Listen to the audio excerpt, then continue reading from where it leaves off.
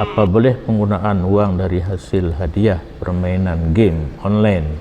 Kalau boleh, apa hukumnya? Kalau boleh, apa hukumnya?